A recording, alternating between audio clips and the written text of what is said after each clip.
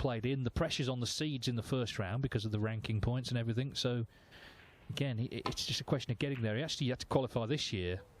Played a great match with Karen Wilson, just came up short 10-8. He had a chance to make it 9 each. But it was a terrific match.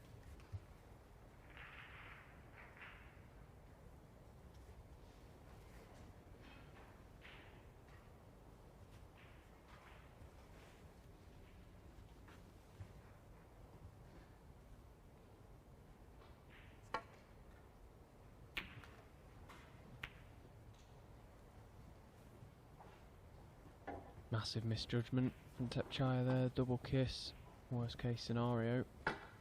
Black available as well, so great early chance for Ding. Get his hand on the table again and get his scoring boots on.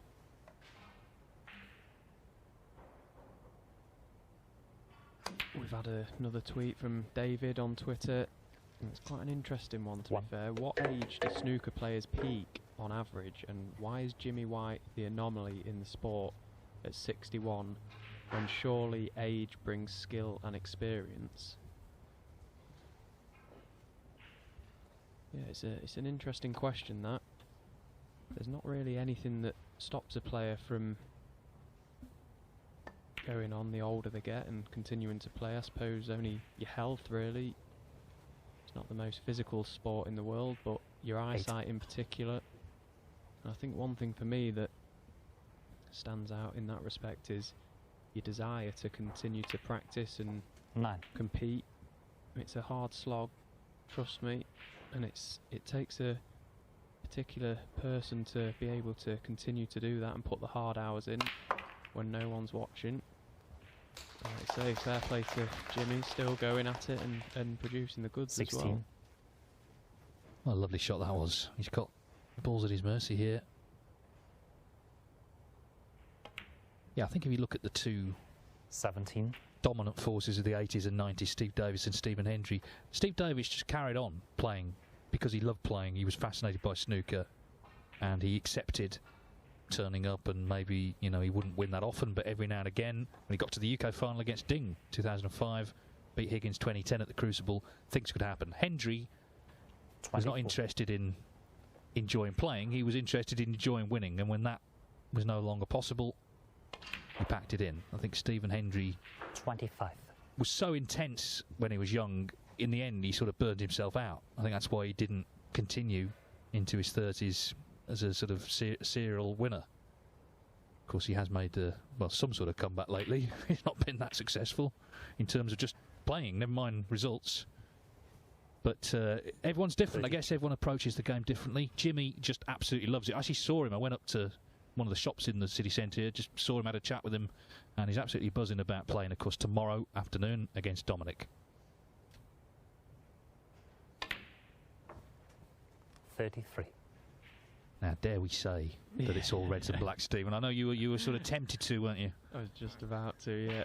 And he's opened the reds lovely. Still a little bit of work to do. They're not in the most perfect position, but if there's anyone on this planet that can control that white 40. around this area of the table, it's the man that's just got down to play the shot. Pinpoint accuracy required. 41. To just open this frame up a bit. Yeah, and we were talking about, I mean, this is a very minor sideshow, but the Marcel on 8 maximums, Brendan on 9, they'd be level, but I think it's more about the man at the table here. Ding, who made a 147 in the 2008 UK Championship. 48.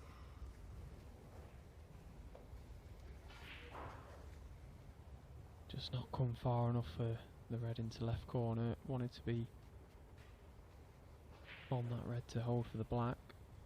So he's going to have to play a good shot here, probably through the gap between reds.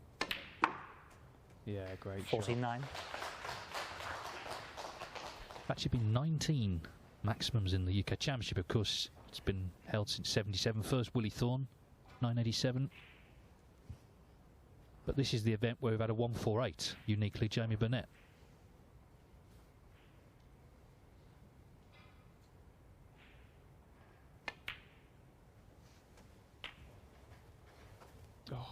Gets the cannon on the red. He has still got another red, but it's a little bit 56. more delicate positional shot now. Possibly have to play a little brush cannon.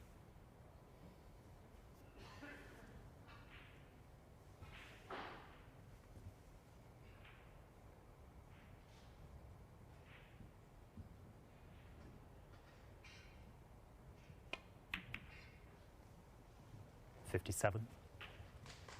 Yeah, that's okay. Ding Junhui's made 6 maximums in professional competition, including one at the Masters.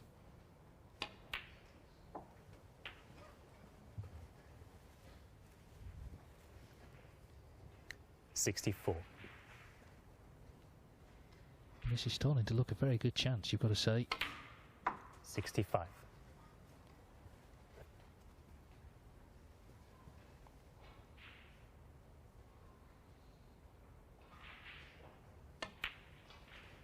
There's no separate prize. The high break prize is 15,000. Chow Yu-peng has made a 144. That's 72. top of the list at the moment. He's about to secure the frame, then he can give it his absolute 100% focus.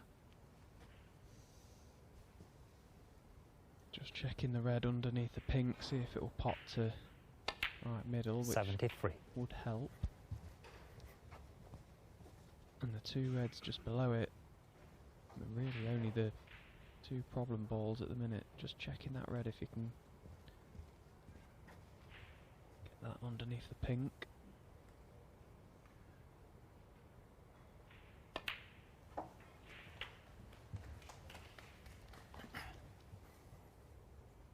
Probably 3 80. shots away really from this being a really good chance for a 147 now.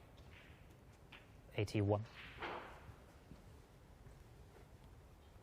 Yeah, that red, if you can finish somewhere on the pink spot, ideally, that second red in may just go.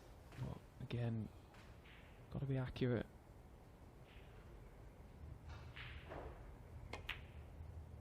Can afford to overhit it to be on the red that he's on now.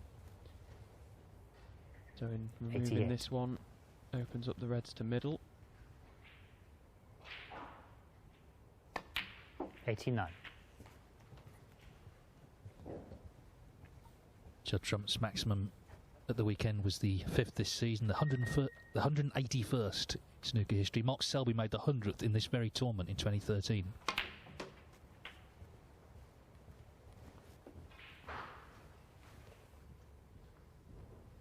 .96.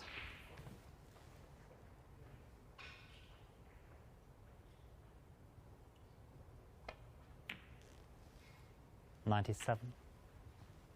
Oh, he's just lost the white a touch. So he's probably going to be forced to play a cannon here unless the red goes to left corner. I'm not sure it does.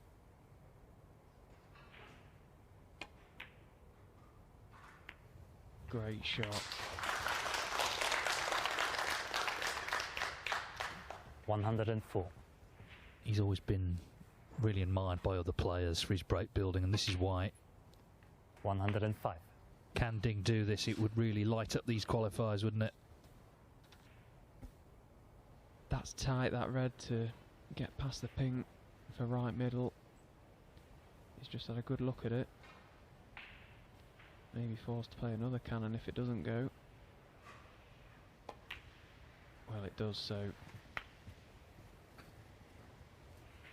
one good shot. 112. Leave a nice angle on the black.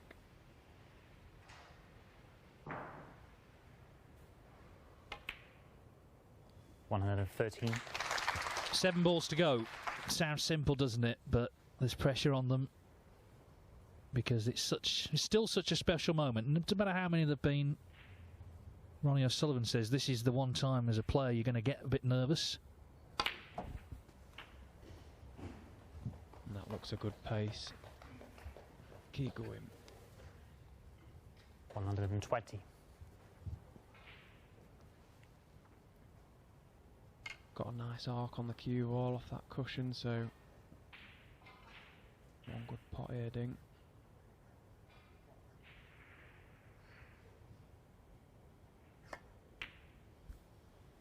Oh, what a shame. What a shame. He wasn't ideal on it, Junhui. and he's missed it. And you could see the little bit of disappointment, not just from him, but from this audience as well. So 120, but no maximum.